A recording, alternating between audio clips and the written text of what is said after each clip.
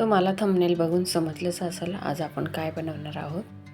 नमस्कार, मी मंगल रामकृष्ण हरी. तुम्हा सर्वांचं माझ्या किचनमध्ये खूप खूप मनापासून स्वागत आहे. चला तर मग आज आपण रेसिपीला सुरुवात करूया. त्यासाठी मी हे वांगे घेतलेले आहेत.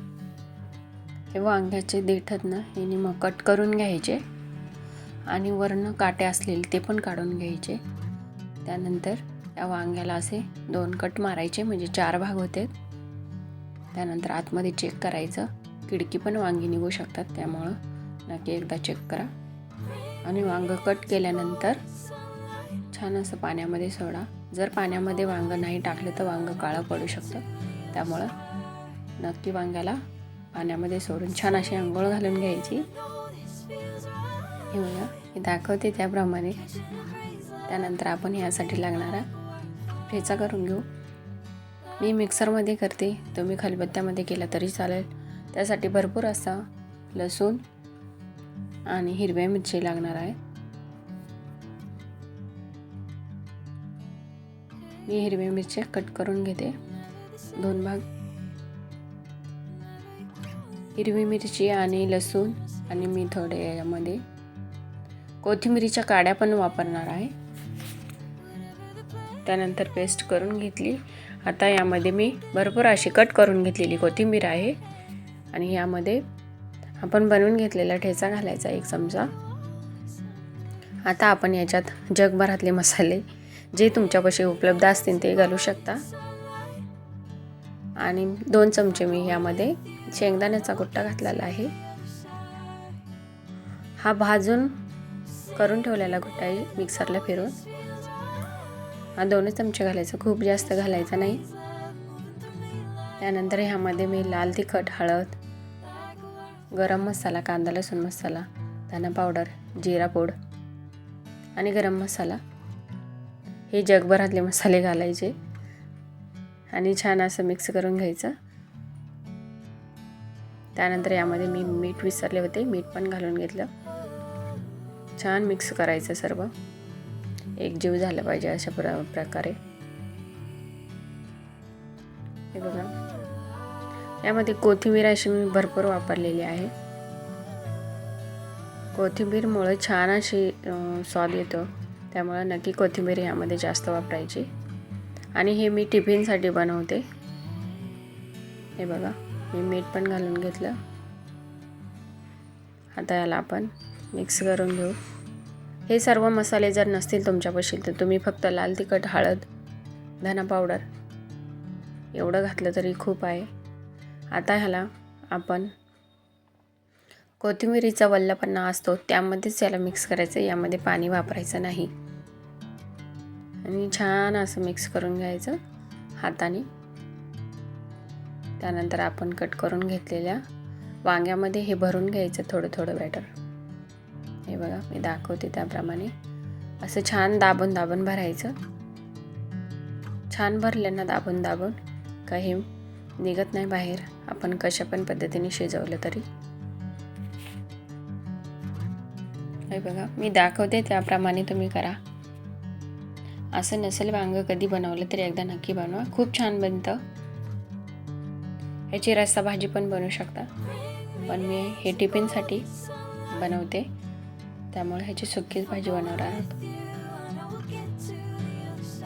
वांग्याचं भरीत आपण भाजून नेहमीच करतो, कधीतरी या वांग्यातला पण असं करून बघा, खूप छान लागतं आणि खूप झटपट होते.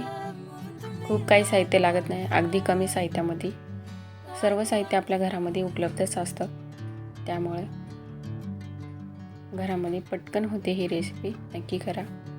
चला तर मग आता फोडणीची तयारी करू. फोडणीसाठी मी गॅसवर कढई ठेवली.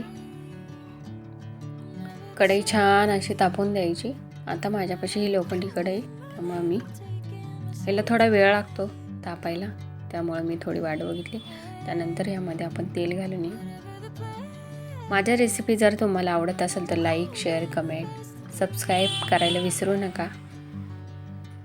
आणि नक्की कमेंट करा जर आवडली रेसिपी तर.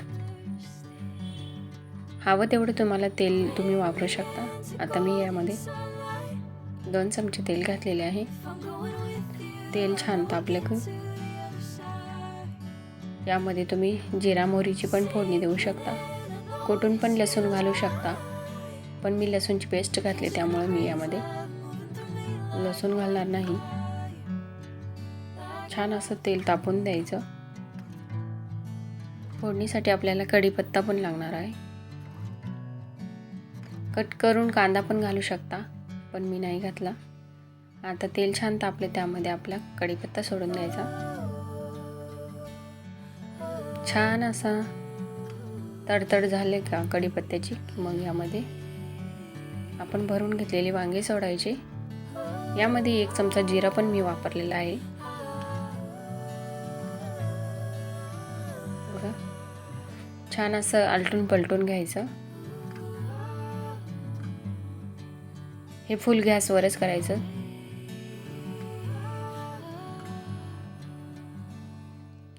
छान असं मिक्स करायचं. तेलामध्ये छान असं फ्राय झालं ना का वांगं पटकन शिजतं. खूप जास्त पाण्याची किंवा कशाची गरज लागत नाही. असंच आपण ह्यावरती झाकण ठेवून एक वाफ काढून घ्यायची. अगदी एक वाफ काढल्यानंतर थोडासा कलर चेंज होतो याचा.